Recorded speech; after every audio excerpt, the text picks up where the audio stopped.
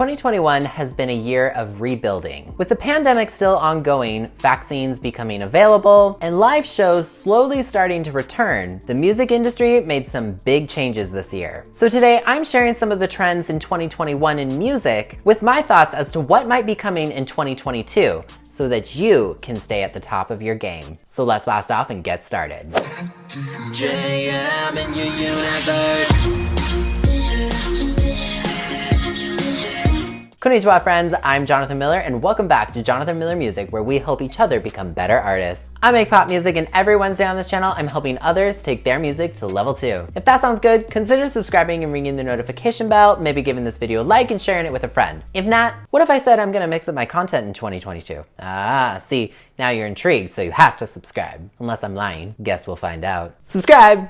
Alright, so today we are talking trends in music this year. This video is a continuation of last year's predictions because so many of you requested it. There's a link in the description below to check out that video if you haven't already. I also just want to thank some of you that went back to that video and told me I was right. My ego needed that boost. So thank you. I also briefly mentioned towards the end of that video that the early 2000s nostalgia was starting to make a comeback, and if you've paid attention to anything in 2021, we all know how that went. So actually, let's start there. Number 10, Y2K and early 2000s nostalgia takes flight. Nostalgia for the early 2000s came back in full force this year. Many people who were kids in the 2000s or even born during that time started to be in their late teens or early 20s, which meant that both aesthetically and musically, the sound of the 2000s came back. Whether that was in songs like Bite Me by Avril Lavigne and Travis Barker, Brutal by Olivia Rodrigo, or even Weekend by Taeyeon. Doja Cat's Need to Know and Normani's Wild Side also captured that digital bubble aesthetic in different ways in their music videos. This is something that I predict is going to continue over the next year, whether that's kind of inspired by more a millennium sound and aesthetic, or something a little bit edgier from back then. Both of them are probably going to continue a bit. Which actually brings me to my next trend. Number 9, the return of rock. I heard from a lot of people last year asking me if I ever thought rock would ever make a comeback. I told you all that it would because all music sounds eventually come back around, and well, look what happened. Pop rock really made a comeback this year, especially with Olivia Rodrigo's mega viral hit, Good For You. I saw tons of popular rock covers of songs all over the internet. Personally, I think pop rock is only just beginning to make a comeback. I believe in 2022, we're probably gonna see it come back in different ways as 2000s nostalgia continues to grow. The 2000s as a decade had a lot of micro trends within it because the beginning of the 2000s sounds really different from the mid 2000s, which sounds really different from the end of the decade. But as its popularity continues to grow, I think if you make rock music, you're probably gonna have a good 2022. Number 8, colors get brighter. If you've seen any of my videos on YouTube or TikTok, you know that I talk about color play in music a lot, especially in its role with music marketing. And I think we can all agree that 2020 got pretty scary at times. And over the last few years, aesthetically, music tended to favor a more pastel and muted color palette. Well,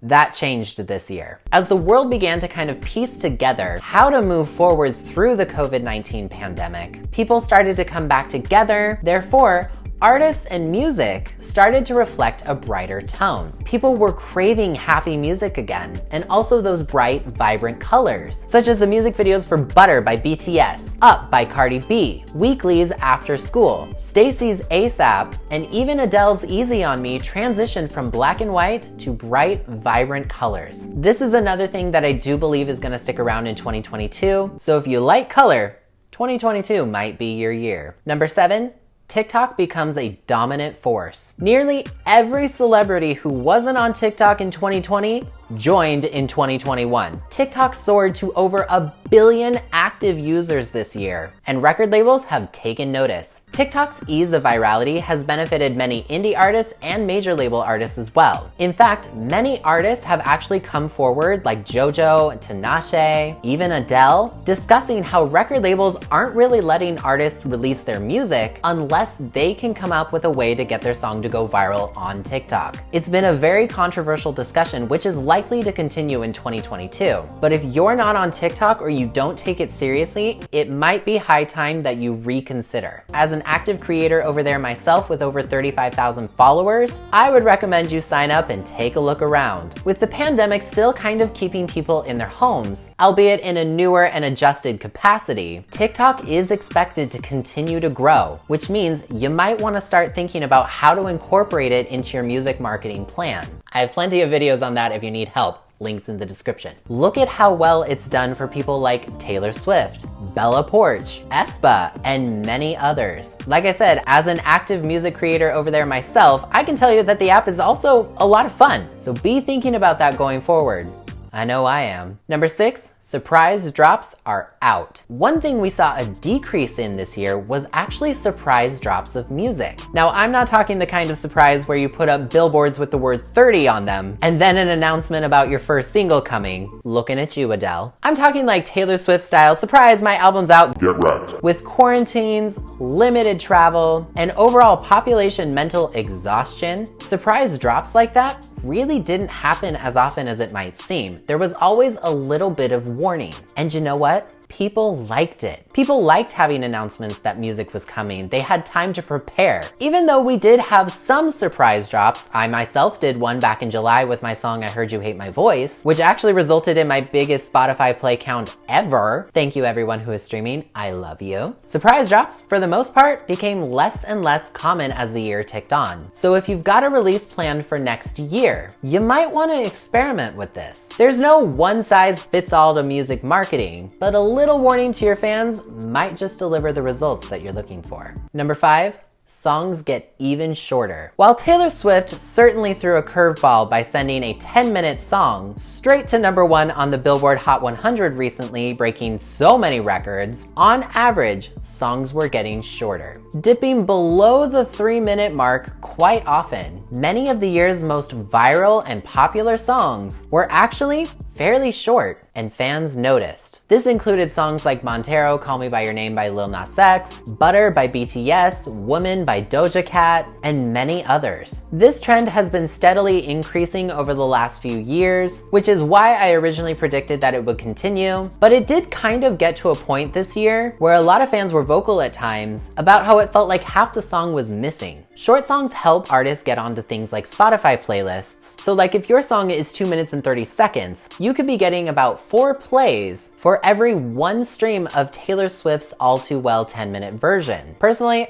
I think we're gonna see this trend kind of fluctuate a little bit between short and longer songs as people's taste kind of develops because there has been such a pushback. So for you, my friend, if you're looking for a time length goal, I would say keep your song around the 3-minute mark, and most likely you'll probably be safe. Number 4, K-pop's growth and influence. K-pop still faces a lot of barriers here in the West. I've done an entire deep dive video about that recently, so please check that out. Again, link in the description below. But to deny that K-pop is growing exponentially as a global export would honestly make you sound very uneducated at this point. The Korean wave has been steadily growing, especially because many K-pop songs and dances have trended on TikTok, leading to a rise in interest in the genre and industry. BTS's label has joined forces with Geffen Records to form a girl group utilizing the K-pop training program to debut in the West, and they will likely debut in 2022. The bridge between the K-pop industry and the West has formed, especially given BTS's hits like Butter and Permission to Dance, not to mention Lisa's Money as well. aespa performed at the Macy's Thanksgiving Day Parade. My point is, it's definitely growing over here. So my advice as a longtime K-pop fan myself, even if you don't like K-pop for whatever reason, you should be paying attention to its growth. In 2020, K-pop experienced a 44.8% growth rate and became the fastest growing major music market of the year. I've talked about K-pop for many years. I've watched it grow from nobody knows who that is to BTS getting a #1 and being nominated for a Grammy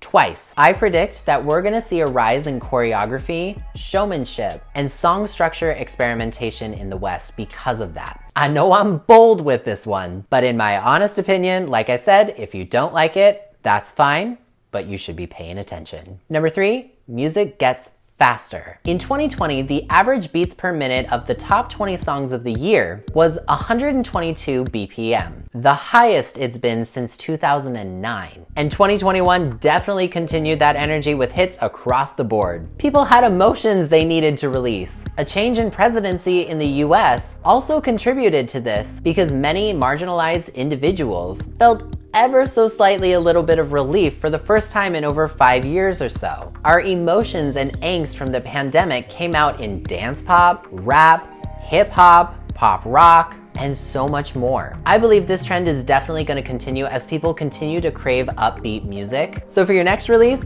consider bringing the energy. There wasn't necessarily a dominating genre either this year. It was more so an overall feel. So think about that in 2022. Number 2, the digital landscape is evolving. If you've paid attention to the music industry lately, you've probably heard things like NFTs, metaverse, avatars, virtual concerts, and more, right? Well, with the pandemic causing a rise in a need for the world to be more connected technologically when we can't be physically, the so-called metaverse of the digital world is beginning to expand in new and futuristic ways. I'm by no means an expert in NFTs, and I myself am continuing to do my research on the subject, but it's undeniable that in 2021, virtual reality became more of a reality. With things like ARIANA Grande's concert in Fortnite, exclusive merchandise, 3D avatars in virtual spaces, with really detailed customization, webtoons, and honestly, a free market, the world of music is getting a lot more futuristic. So my advice to you,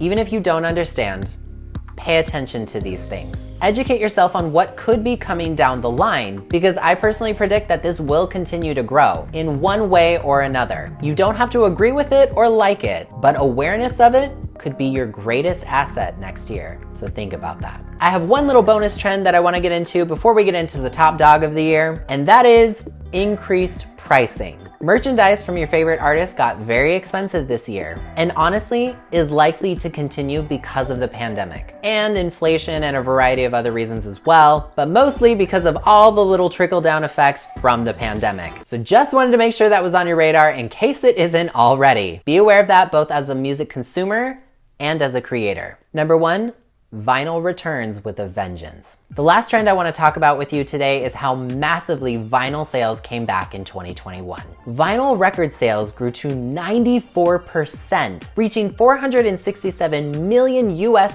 at the beginning of this year, which is absolutely astonishing. While CD sales did grow by 44%, that number is still lower than it was in 2019. Vinyl records got so popular this year that there are actual delays in pressing, with some independent artists having to now wait up to 18 months in advance for their vinyl pressings. Vinyl sales are actually expected to cross the $1 billion mark by the end of this year and only show steady growth. Supply chain issues, labor issues, and shortages in raw materials to make vinyl records have all contributed to these delays. No, I'm sorry, it's not just Adele that did that. So with all of that, I absolutely expect vinyl sales to grow in popularity. It feels new to a younger generation that didn't really grow up with vinyl records during their original popularity. And it also feels like a really cool merch item to have because of its exclusivity. And those that did grow up with vinyl records get to now enjoy it for nostalgia for some of their newer favorite artists.